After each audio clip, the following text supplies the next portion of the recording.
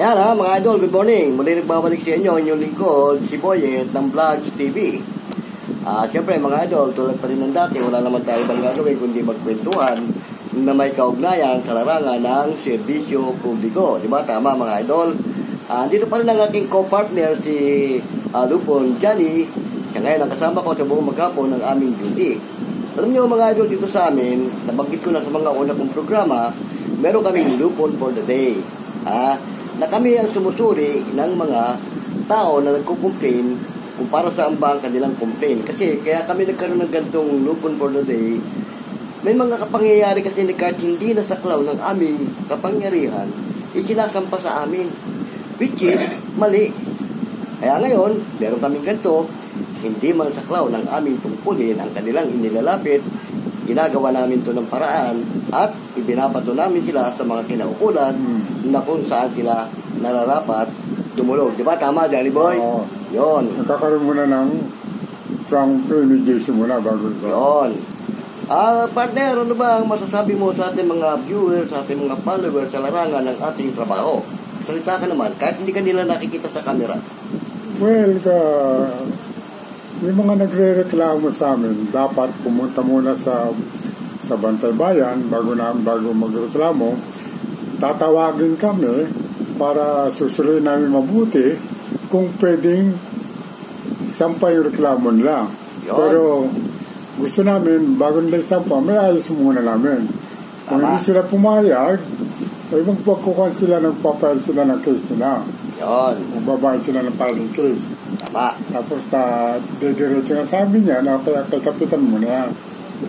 Doon sila magkaayos, pupunta sila kay kapitan para doon sila mag-usap kung anong mapag-usapan na, kung magkasundo pa no, hindi, isa sa kanila na yun. Yun. Kaya nga, malimit ko sabihin, mga idol, sa ating programa, kapag tayo may programa ganito, sinasabi ko na malimit para sa kapakanan ng ating mga kabarangay, malalaman nila ang sistema ng aming trabaho bilang mga lupon, tagapamayapa, dito ang aming barangay.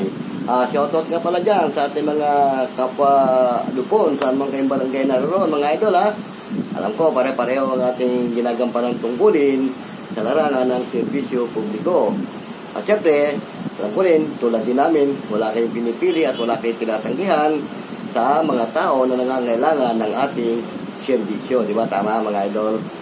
Kaya nga tayo naman bilang nasa larangan ng tungkulin o anuman ang larangan ng tungkulin na ating ginagampanan, hindi makakaiwas na makakatikim tayo ng mga patikot o kung ano ng mga pagbabas ng iba natin mga kabarangay, kababayan, panahon ng ating mga panunungkulan. Malimit ko na sabihin ito mga idol sa ating programa. Kaya nga dito sa amin, sa Lupon Tagapamayapa, wala kaming tinatanggihan. Pero ngayon, masamantala, wala kaming kliyente. Kaya ito muna, medyo magagawa tayo ng content, konting kwentuhan. Kasama ko nga ang co-partner ko na si Lupon Johnny Lamar. Nung mga nakaraan, mga idol, kung mapapansin nyo, nakasama ko sa duty ko si Lupon Bong Ariete. At the same time, isa talaga ang aking kapartner sa larangan ng aming mga duty. Kaya nga lang, nagkaroon kami ng tinatawag na reshuffle. At ang nangyari, palabunutan. Kaya ngayon, ganun ang nangyari. Partner, dito ka, kunin mo yung puwan para magkatabi tayo. Makikita tayo pareho sa camera. Yan. Ito ang aking co-partner, si Johnny Boy. Yan. Yan, partner. Ngayon, partner, ano masasabi mo sa ating mga mamamayan na nangangailangan ng ating tulong? Baka makapagbigay ka ng mga opinion sa kapakanan nila. Anong tulong ang For example, sa sistema ng ating trabaho bilang mga lupong tagapamayapa, anong may advice mo sa ating mga Ang trabaho ng lupon, gusto na pag magkaroon ganyan, pinag-aayos namin kagad, kailang maayos namin. Huwag nang humandong man doon sa dapat mag-relate sa inyo, humandong pa doon sa korte, dapat dito maayos namin. Ang trabaho namin para yung dalawang partido, yung mga pinag-aayos namin kagad. Yun ang talagang tungkulin namin. Pag-aayos sa dalawa. Tama. At malibat ko na nga rin sabihin sa ating mga programa na kapag kayo ay lumapit o dumulog sa aming tanggapan, anytime, bukas ang aming opisina para sa mga nangangailangan ng tulong. Partner, ano pa ba ang iba pong may papayo sa ating mga viewer dyan na sumusubaybay sa ating programa? Yun lang ang aking na ang amin talaga, yung dapat lahat ng mga reklamo nila ng bawat partido, talagang gusto namin talagang may ayos talaga. Binibigyan namin sila ng mga advice na ganito, ganito ang gawin mo para tayo magkasundo. Huwag nang humantong sa sakitan. Gusto namin peaceful agreement. Yon. Sa kapakanan ng ating mga viewer, mga idol, ano ba talagang purpose natin bilang mga lupon tagapamayapa? Ano ba talagang main objective natin? Ano ang talagang main objective natin bilang mga... Ang main objective ng lupon tagapamayapa. Kaya tinatagtog para yung... Dito ka, partner, para makita ka sa camera. Mapag-ayos namin talaga. Yan ang nagtrabaho namin talaga. Yun. Peaceful talaga. Yun ang yun. Ayaw namin na magkagastos pa yung mga tao, yung mga kwan. Gusto namin talagang maayos talaga. Ayaw namin ang dumulog pa sila sa dapat hantungan . Ayaw namin sila magkagastos, bahala pa sa kanila yan. Gusto namin talaga maayos. Yan ang trabaho namin, mapag-ayos. Kaya lupon tagapamayapa. Partner, para sa kapakanan pa rin ng ating mga viewer, gusto kong malaman nila kung ano talaga. Paano ba ang proseso pag magpapile ka ng reklamo at paano ito isasampa sa korte? Pakisagot nga, partner, para sa kapakanan ng ating mga mamamayan. Na paano ang sistema o proseso kung paano ka magpapile ng reklamo? Paano natin sila matutulungan sa kanilang reklamo? Hindi, pag ang isang tao nagreklamo, kailan dumaan muna doon sa aming bantay bayan para i-blockatan nila ang kanilang reklamo. Doon pa lang sa bantay bayan, mag-uusap na sila kung sasabihin ng bantay bayan, ibang reklamo mo, tutuloy mo o hindi. Kung itutuloy mo yan, igagawa na kagad namin, kaya ang bantay bayan, tatawagin mo na lupon for the day, para mabigyan namin sila ng magandang advice kung tutuloy nila o hindi. Yan. Kung itutuloy nila yung kaso niyan, bibigyan na kagad sila ng mag-fill sila ng form para mabigyan ng barangay case number. Provide ng priority para ayusin ang aming lupon clear para mapunta kay kapitan kung kailan sila schedule. Magkaroon ng mediation. Yan.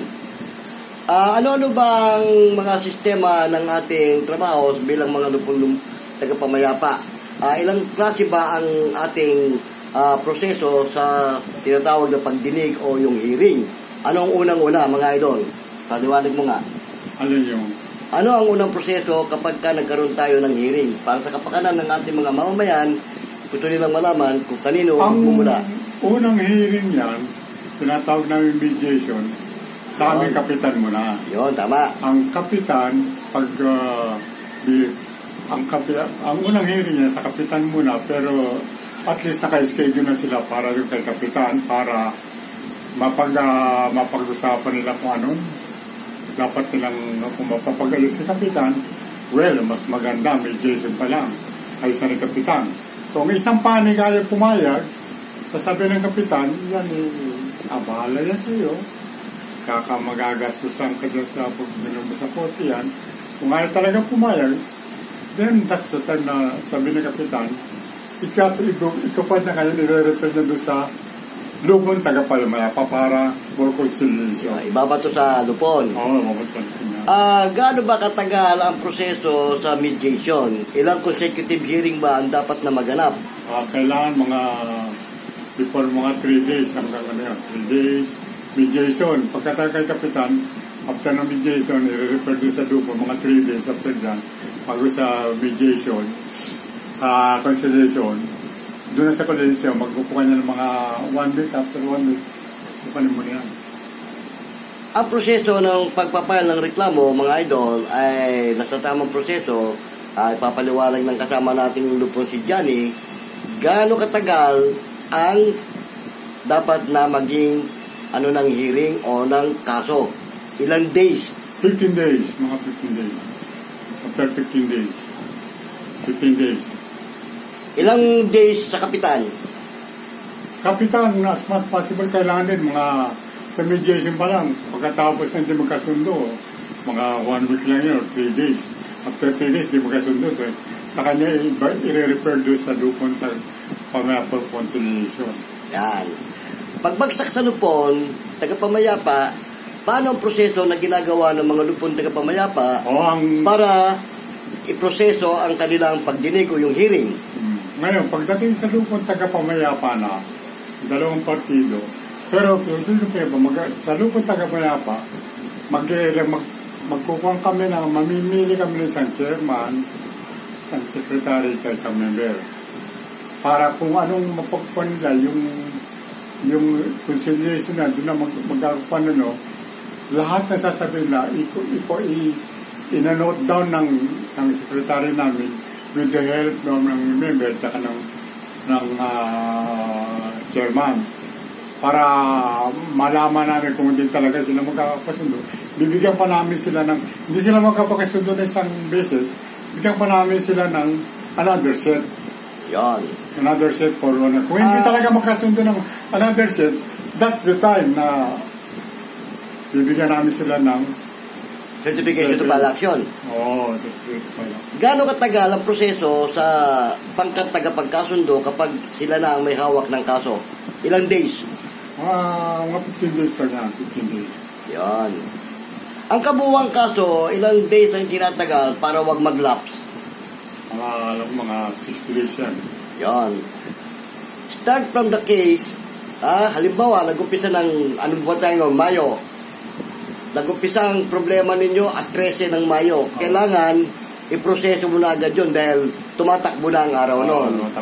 Within 60 days na hindi mo inasikaso yung problema mo, pag yan nag-lapse, sayang, mababaliwala. Di ba? Baliwala.